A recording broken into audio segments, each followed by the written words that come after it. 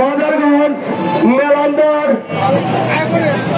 মুর্শিদাবাদ, হাজিপুর, কালীবাড়ি, দীপপাট, নান্দিরা ও একটি কথা বলতে চাই, আমরা শ্রমিকের ঘাম ঝরানো রক্ত কখনো বিতা যেতে দেব না।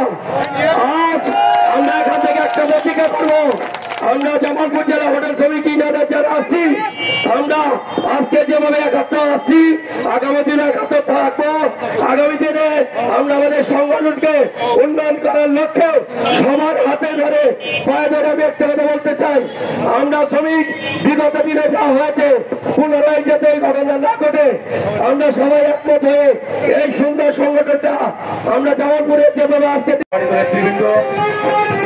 উপস্থিত বিভিন্ন এলাকা থেকে আমার প্রান্তীয় সংগঠন জামালপুর জেলা হোটেল শ্রমিক ইউনিয়নের ভাই ও বোনেরা, আপনারা এই রোদের মধ্যে দূর দূরান্ত থেকে কষ্ট করে আমাদের এই র্যালি সফল করেছেন।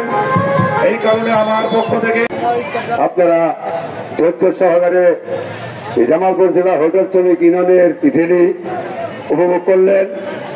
আমরা ধন্যবাদ জানাই, পাশাপাশি ধন্যবাদ জানাই জামালপুর জেলা প্রশাসন যারা আছেন তা ওনাদেরকে।